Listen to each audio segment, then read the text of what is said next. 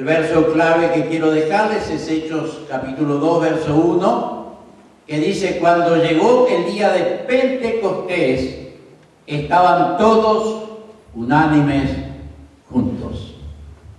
Bendito sea Dios. Pentecostés significa 50, o en realidad 50, y se refiere a la fiesta judía celebrada 50 días después de la Pascua. Y el cristianismo celebra después de la resurrección de Jesús, 50 días después, nosotros celebramos el día de Pentecostés. Es también llamado el domingo o la fiesta de las semanas o la fiesta de la cosecha. Y Pentecostés era en realidad un día de acción de gracias por la cosecha con la cual Dios había bendecido a su pueblo. Y entonces el pueblo venía a Jerusalén a celebrar, venían a agradecerle a Dios por la cosecha. Y como leemos en el capítulo 2, un poquito más adelante, había gente, habían judíos que habían venido de otras partes, incluso de otros países, habían venido a Jerusalén justamente a celebrar el día de las semanas o el día de la cosecha. Jesús había estado con sus discípulos 40 días después de la resurrección, y ya llegando al final de su ministerio les dice: id y predicad el evangelio a toda criatura. Pero entonces, en un determinado momento antes de la ascensión, Jesús les dice: pero no se vayan todavía. Todavía no es tiempo de salir. Vuelvan a Jerusalén y quédense ahí hasta que sean investidos de poder de lo alto. Y eso fue el cumplimiento de la profecía de Juan el Bautista que leemos en los evangelios. Yo les leo Lucas capítulo 3, verso 16. Respondió Juan diciendo a todos: yo a la verdad os bautizo en agua, pero viene uno más poderoso que yo, de quien no soy digno de desatar la correa de su calzado. Él os bautizará en Espíritu Santo y fuego. Bendito sea Dios. Ese día que estaba dedicado entonces a dar gracias a Dios por la cosecha, ese día de Pentecostés, Jesús da inicio a la gran cosecha de almas para su reino, para el reino de Dios en la tierra, que sigue hasta el día de hoy. Estaba leyendo un poco noticias y saben de unos pocos que habían en Jerusalén aquel día de Pentecostés. Hoy hay aproximadamente en el mundo 650 millones de evangélicos. Cristianos evangélicos en el mundo, alrededor de 650 millones. Fíjense qué grande y qué hermosa familia tenemos en cada rincón de este planeta. Bendito sea Dios. Ese día entonces estaban en el templo, ahí estaba el sacerdote dándole gracias a Dios por la cosecha, y a poca distancia, por lo que estaba mirando hoy en el mapa, alrededor de 500 metros del templo, estaba lo que se llama el aposento alto, que es donde estaban los discípulos. Y ahí estaban ellos cuando dice la Biblia que vino un viento, como un viento recio, el cual llenó toda la casa donde estaban sentados, y se aparecieron lenguas como de fuego y fueron todos llenos del Espíritu Santo. Bendito sea Dios. Era una promesa para los judíos del primer siglo, que no era, solo para ellos, sino para todo aquel que cree. Cuando leemos el libro de los Hechos, vemos entonces que los judíos recibieron el poder del Espíritu Santo en el capítulo 2 del libro de los Hechos. Luego vamos más adelante y en el capítulo 8 vemos que los samaritanos, que también eran judíos pero mezclados con gentiles, recibieron el Espíritu Santo. En el capítulo 10 vemos a los gentiles recibir el bautismo, la llenura del Espíritu Santo. Y en el capítulo 19 vemos entonces a los discípulos de Juan el Bautista recibir la llenura del Espíritu Santo. ¿Qué es lo que Pedro dice en el capítulo 2 y verso 39? Luego de haber traído aquel tremendo discurso y decir: arrepentíos y bautícense cada uno de ustedes para perdón de los pecados y recibiréis el don del Espíritu Santo. Y entonces dice: porque para ustedes es la promesa, y para vuestros hijos, y para todos los que están lejos, para cuantos el Señor nuestro Dios llamare. O sea, para ahora, en el año 2022 también.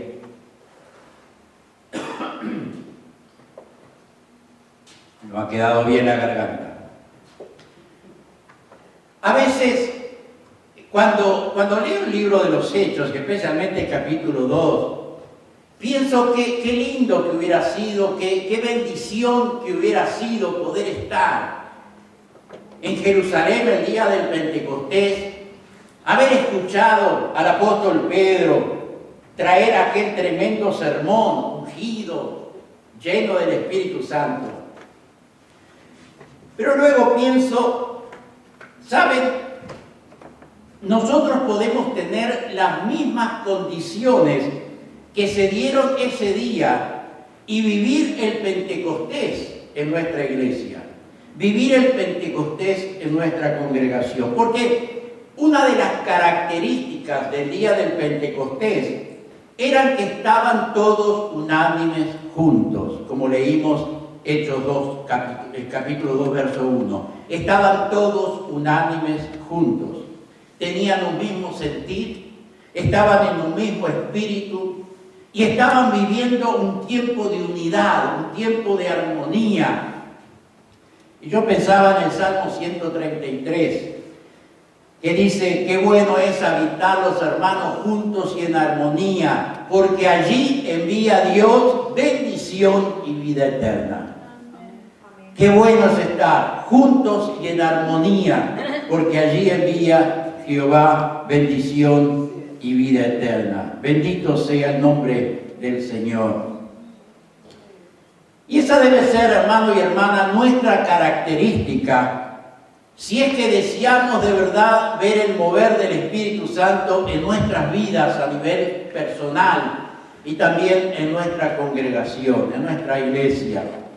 Para eso quiero que veamos 4 puntos, que creo que lo vamos a tener ahí. El primero, unidos en un mismo propósito. Unidos en un mismo propósito. El apóstol Pablo le escribe a los filipenses en el capítulo número 1, combatiendo unánimes por la fe del Evangelio. Combatiendo unánimes por la fe del Evangelio. Y ustedes saben que a mí me gusta ver otras versiones, y hay un par de versiones que me gustan mucho. Una dice: manténgase fieles al mensaje del Evangelio. Al mensaje del Evangelio. Otra versión dice: unidos para anunciar la buena noticia. Y la buena noticia es el Evangelio, que Jesús vino al mundo a salvar a los perdidos. Bendito sea Dios. Por eso, hermanos, debemos tener un vivo celo por el mensaje verdadero de la palabra de Dios, por el mensaje verdadero del Evangelio. Debemos tener entusiasmo, dedicación, ardor, esmero, porque eso es lo que quiere decir tener celo. Porque lo que cambiará al mundo es el mensaje de un Dios vivo, de un Dios verdadero, de un Dios real y de su Hijo Jesucristo, que vino al mundo a morir por nuestros pecados y darnos salvación y vida eterna. Bendito sea el nombre del Señor. Por eso, si me entienden, no es tiempo de aguar el mensaje del Evangelio. No es tiempo de adornar el mensaje del Evangelio, como lamentablemente hoy se usa bastante. Y no sé si es para no asustar a la gente o si es para tener más gente en los templos. Por ejemplo, una líder de un país, de una iglesia evangélica que tiene varios millones de miembros, entre otras cosas, esta líder ha dicho: cristianos y musulmanes tienen el mismo Dios. Y es una mentira del diablo, porque judíos y cristianos tenemos un Dios vivo, verdadero, llamado Jehová de los ejércitos, que tiene un Hijo llamado Jesús y que tiene la Trinidad, Padre, Hijo y Espíritu Santo, cosa que el Dios de los musulmanes no lo tiene. También dijo, totalmente antibíblico: Jesús no es el único camino a Dios, yendo totalmente en contra de la palabra de Dios. Hay otras verdades aparte de Jesús. Cuando la Biblia dice que Jesús es el camino, es la verdad y es la vida. Por eso digo, no debemos adornar el mensaje del Evangelio, porque hoy más que nunca debemos proclamar, debemos predicar, debemos testificar con firmeza la verdad, que solo Jesús salva. Amén. Solo Jesús salva. Él dijo: conoceréis la verdad y la verdad os libertará. Y la verdad es Jesús mismo, quien, repito, dijo: yo soy el camino, yo soy la verdad y yo soy la vida. Nadie llega a Dios, el Padre, si no es a través de mí.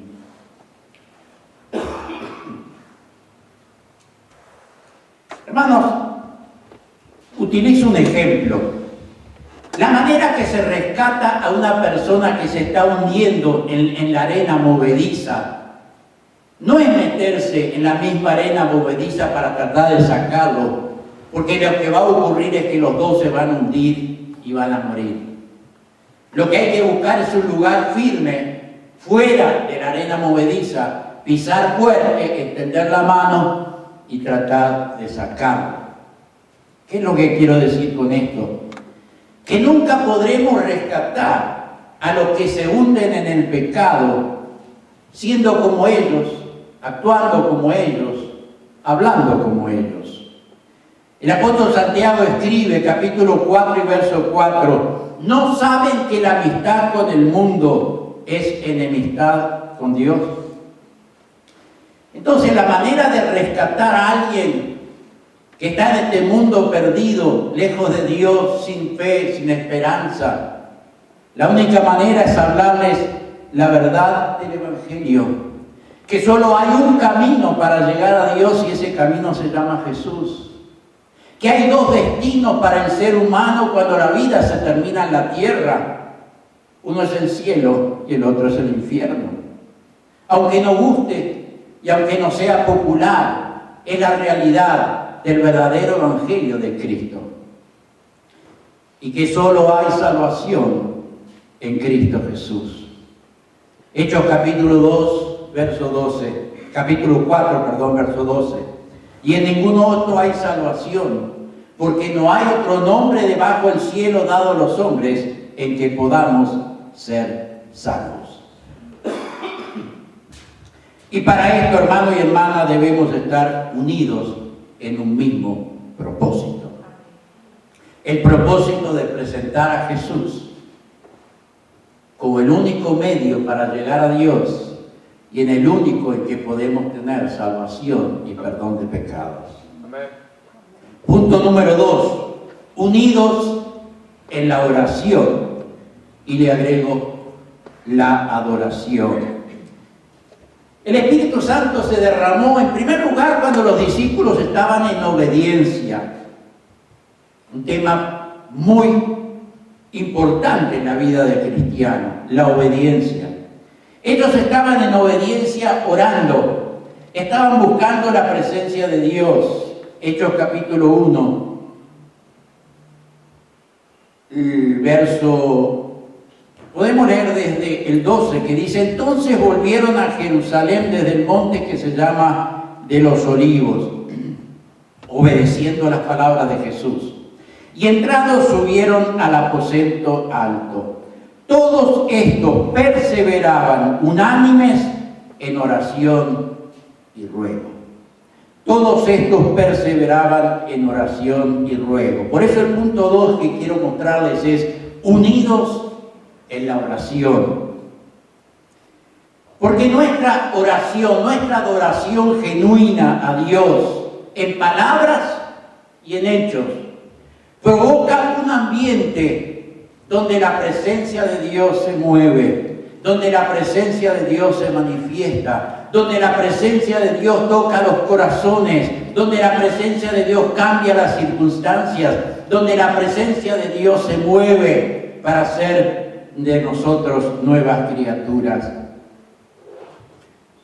donde el pecador se encuentra con el Salvador, donde el enfermo se encuentra con el sanador, donde el que está errado y perdido del mundo se encuentra con aquel que es el camino y la verdad, donde aquel que se siente rechazado, quizás por la sociedad, quizás por la familia, quizás por otros, se encuentra con Dios, que es todo amor y que recibe al rechazado con los brazos abiertos, tal como lo vemos en la parábola del hijo pródigo, cuando viene luego de haber desperdiciado todos los bienes del padre, llega a su casa y el padre, simbolizando a Dios, lo recibe con los brazos abiertos y un beso de perdón.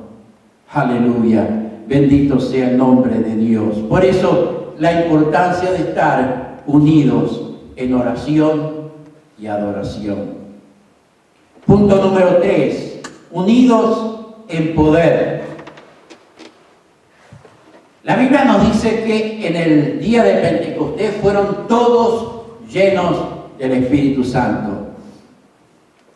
Y la verdad del Evangelio, hermano y hermana, amigo que me puedas estar viendo por internet, la verdad del Evangelio es que Dios nos quiere llenar.